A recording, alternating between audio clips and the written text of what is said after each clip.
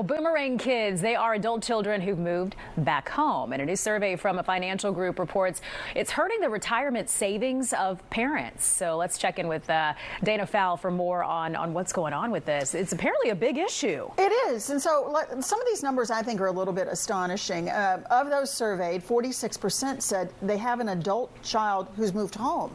Their ages range from 18 to 35, and it's not because they just love mom and dad so much, which they do, I'm sure, but it's about finances. That's nice that parents can help out, but it's also coming at a cost to their own savings, and that's not good. So let's look at the numbers. Thrivent is an online finance company. It goes on to add these numbers to the mix. 38% of Boomerang parents say their retirement and their long-term savings is affected by adult children at home, and the struggling economy is making things worse. The survey says that 45% of parents have had to either withdraw or scale back on their financial support. Adults moving home after going away to college or maybe to save up for a house down payment. That's normal, happens all the time. Also, let's say there's a divorce or a separation. That might be the reason. That's a pretty traditional reason to move back in.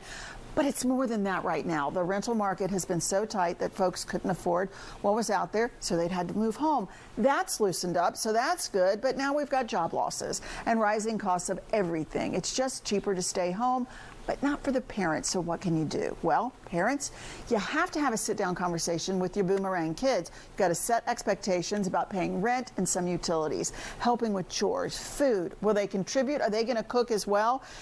If they're working, they can do this. And you have to ask, what is your goal for getting on your own feet? Is there a timeline? Do you want to be in your own living space? If everyone is on the same page, it's going to go much more smoothly. Well, you got to be honest, too, because you can't sacrifice your retirement savings. No, you can't, because when they're out of the house, they can't afford to help you down the road. They're going to be starting their own families and building their own lives, and they can't be sending their parents home to pay them back for that. I mean, it's part of being a parent. You welcome them back in. You help them get on their feet. We had a huge conversation about that in here after the 7 o'clock, where we all had opinions about it. We were all pretty much on the same page. Come home, but there will be rules. Yeah, you have to help. Yeah. You got to help. I loved what you said, Dana. In the 7 o'clock hour, you said, I would have rather lived in a tent than moved back home. I loved my family. I had a great family. That would have been the absolute last thing, but I do think finances are different. Like, sure, I paid off totally different. I had a school loan and I easily paid it off. Things were a little bit different. I lived on my own in a cheap apartment with roommates, and I was still able to easily pay off my school loan. So things are different. Yeah, absolutely they are. But I love too what you said, and we're out of time, but what you said about having that ominous conversation about expectations, right? That's Don't assume that they know Don't what they should be assume, doing. then you've got ill will, and then there's a lot of frustration, and everybody resorts back to how they behaved when they were 15. Sure, not what we need. No, not what we need. We don't need that. All right, Dana, thank you. Welcome back. Well, the economy is a big talking point these days. You can chat about it at work, maybe at church, certainly at home. And our kids hear these money-worrying conversations. Fox 5 I-Team's Dana Fowle says it's okay to chat with them about what's going on, Dana. And it's a must. It honestly is. Kids see the headlines just like we do. They're on social media where the chatter about cutbacks and layoffs is happening, and they worry, not because they understand inflation or fluctuating markets, but when they see the worry on your face, that's when they know. And blowing off their questions and concerns won't stop them from feeling some sort of stress. Remember, this is what they're hearing and seeing. The locally headquartered CDC had massive layoffs. Their friends' parents may have lost a job. UPS, also an Atlanta company, announced 20,000 layoffs globally. Maybe relatives are expressing worry about that. If they see you worried and want to talk, do it, but set a time for a chat, maybe later. Maybe you aren't stressed. Maybe that's what brought it up. So separate yourself from the stress.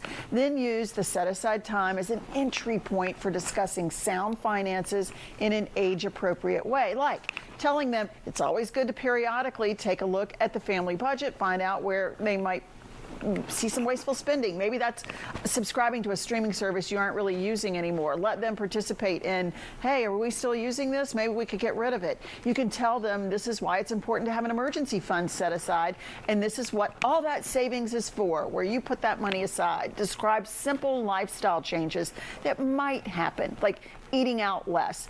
Make it fun. Instead of eating out, serve it up this way. Hey, Friday nights are now eat in front of the TV night. Well, that is a huge treat. These are very simple ways to allay these fears that they're hearing about. You don't need to add more conversation than you need to. Just enough to satisfy their interests, calm them down.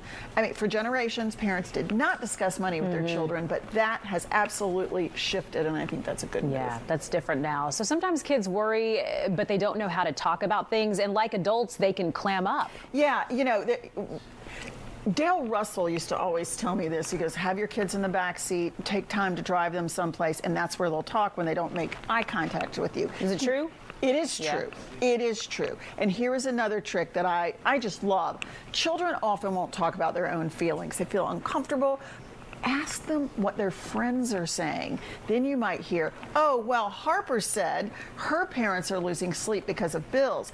This is your entry point where you can talk about that emergency savings, why you have it, and how it's available if the family needs it. Because if Harper is talking about this, maybe it's really, you know, Jenny, what they all are. Or they're talking about it as a group, and that's what they really want to talk about. Yeah, that's a great advice. I think so too. Yeah. I didn't make that up. I'm not a psychologist. I saw that and I thought, that's it right there. Yep. Gotta remember that. But it's kind of like you said, this is they're talking about so many of the same things. They're hearing about so many of the same things that we are. And you said earlier, it's not like, you know, it's just on the news, right? It's way more than that. When I was growing up, the TV got turned off. Yeah. I mean, you know, there wasn't this constant TV on. The TV turned off after the news was over. Newspaper was put away for the day. You didn't see it. It's streaming on their TikTok or whatever social media platform they're using. It's coming at them constantly. So they know what's happening. Sure. And they might be hearing sort of an exaggerated version of what's happening. So, you know, tell them what's really going on in an age-appropriate way. This is super helpful. It really is. I think we appreciate you doing this. It's just valuable information right now. I don't care who you voted for, what side you stand on. These are the conversations that are happening, and let's participate them and create good structure. Thank you so much, Dana. We appreciate it. Well, starting this month, some tacked-on fees for some transactions have to be very clearly stated. This new junk fee order from the Federal Trade Commission begins May 12th. And Fox 5 iTeam's Dana Fowle is joining us now to talk about what this means. It's kind of exciting. It's a step in the right direction. I think a lot of consumers will think. You know, it was mid-December, the FTC released a final order that goes into effect this month. In a press release, it said no more unfair or deceptive fees. That's good. This is how this helps you as a consumer when you buy a ticket for a live event, like a concert. You know, you look at the ticket price, it might be $100. Then after you've gotten pretty far into the purchasing process and you've kind of made a commitment, you find attached fees. This can really change the night's cost. Same for short-term rentals. They tack on that cleaning fee at the end, which can be pretty big. Well, the new law of the land requires the complete price be available from the get-go. You know, right in the beginning, no last-minute financial surprises. Now, this new rule does not curb the costs. It doesn't eliminate the fees. It just means the retailer has to be upfront about what that full price is right out of the gate, and it makes it so much easier to budget and much easier to comparison shop. So is this for everything? No. Okay. It's for some things. The original proposal was much more far-reaching, but you know, this is scaled back. It only applies to hotels, short-term rentals, and live events. But expect to see a desire now for a shift in other areas like rental cars, airline fees. They're trying it, but that has to now come under the Department of Transportation's rulings. If and when that happens, they're trying. There's been some pushback. I mean, the airlines, you know, they've got a lot of muscle. They do. But I'll tell you, what you're talking about today, love to see it. Love to see it. Right. And I mean, let me just tell you something. This is some of the stuff. This is the Biden administration really focused on junk fees and wanting to get rid of them. And this is one of those where the Trump administration is also supporting this part of it. So glad. They haven't supported them all, particularly like the banking fees, the overdraft fees, but this is one of them where everyone's on the same page. Yeah, good to see. Nice to see. It is. It is. I'm glad you could bring us this today, Dana. We appreciate it. Happy Friday. Happy early Mother's Day to you. Oh, thank you. Yeah. Friday, y'all, May, I know. wears me out. May's a lot. May is a lot. May's a and lot. Friday, I thought Friday was Wednesday, and I know. I cannot be. We feel you, girl. Yeah. Listen, Happy say less. Mother's Day, everyone. Absolutely. Dana, thank you.